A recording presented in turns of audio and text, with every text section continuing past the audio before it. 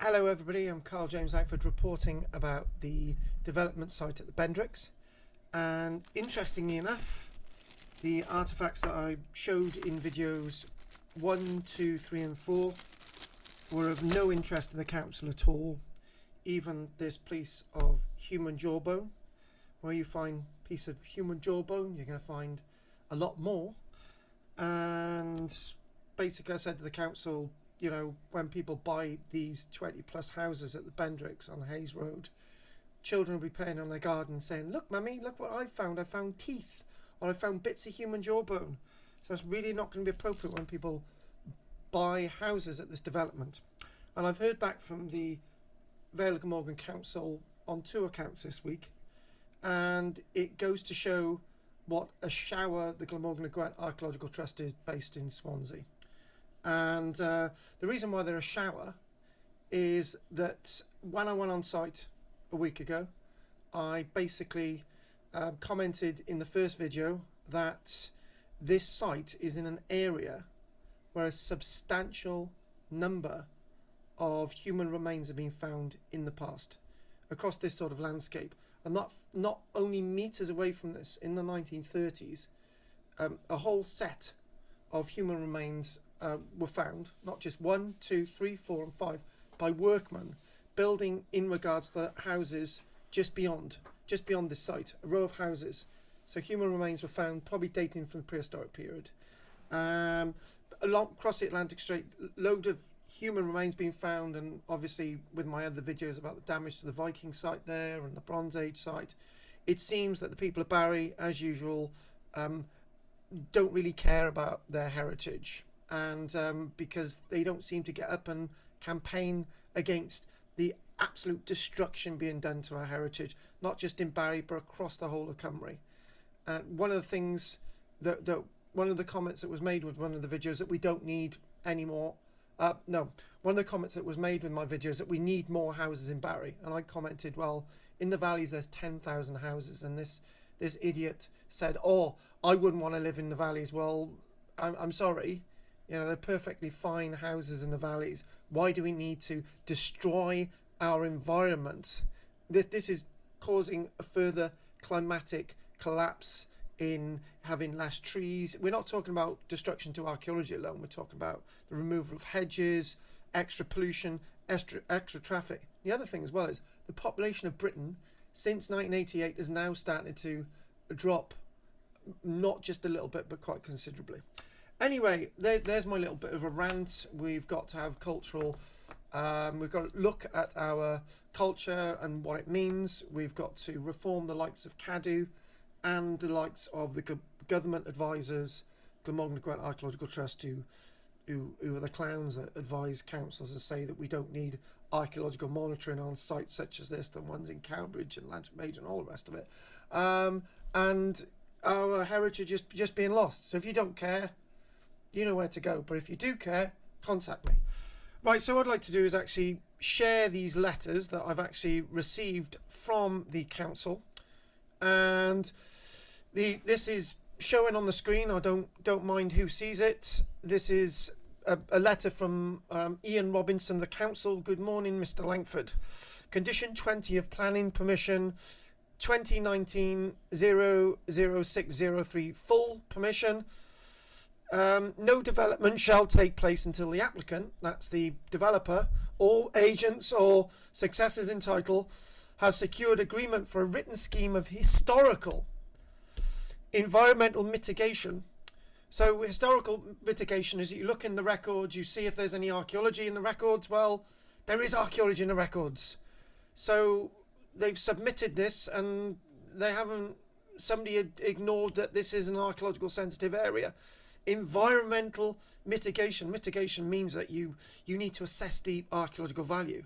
So obviously there's no value in having human remains or other remains in this day and age, according to this letter from the council.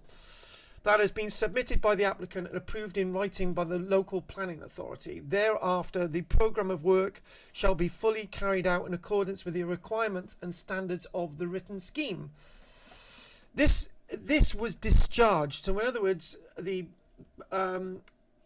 document was presented the council was okay with this, and it goes on to say that it was okay with it. We don't need, there's no further work required. Human remains on the site, no further work required. This was just charged in April last year, so that'd be 2020, when a written scheme was submitted and approved by the Glamorgan-GWENT Archaeological Trust. So in other words, the Glamorgan-GWENT Archaeological Trust said, you know, I don't know what historical records they were looking at, but how can they have missed that this is a valuable archaeological resource? In the 1980s, they found 50 odd human remains not far away from this site, and a wonderful well, and the Bronze Age site, and the Viking site, and other human remains across the site within yards, right? So how can this have been missed? And actually, the weird thing is, right, is the people who actually did the work on this site wasn't me. I was a volunteer on the excavations in the 1980s. The organisation that actually did the work on the site was the Glamorgan-GWENT Archaeological Trust. And they're saying that there's nothing there, when in fact they did the work and told us that there was stuff there. I can prove it. It's out there in Covline. It's out there in Archwilio, really badly organised website, but you can actually see it out there, right?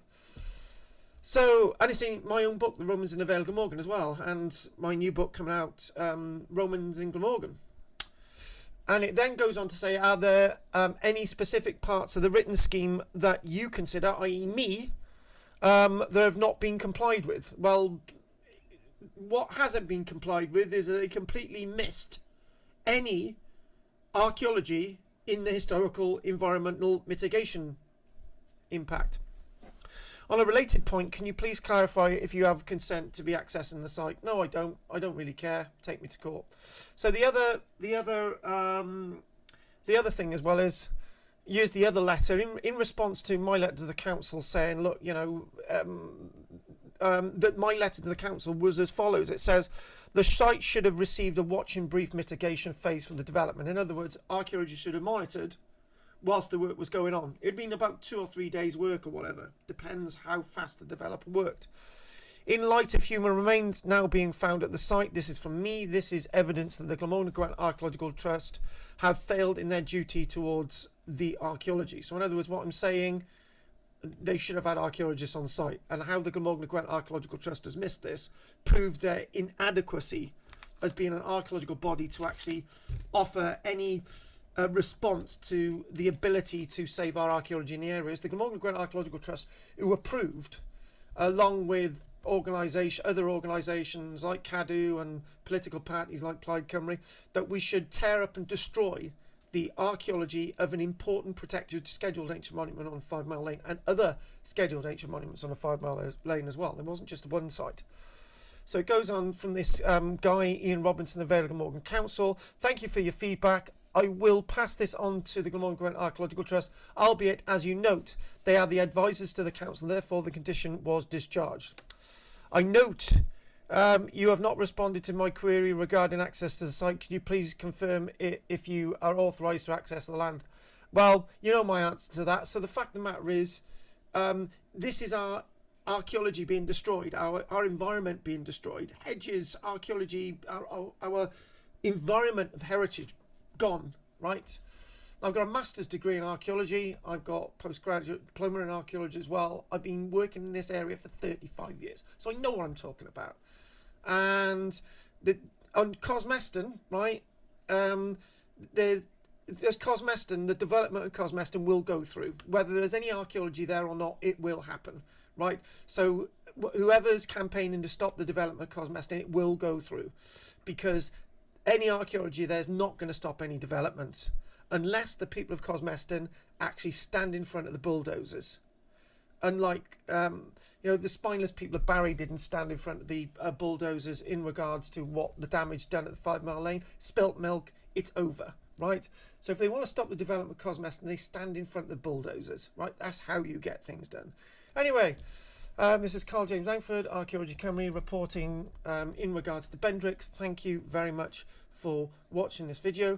This will go out. I'm sure people will probably like this or dislike this, but I'm just telling you, this is your heritage that you're allowing to be destroyed, and the people of Barry are absolutely doing nothing about it, as usual.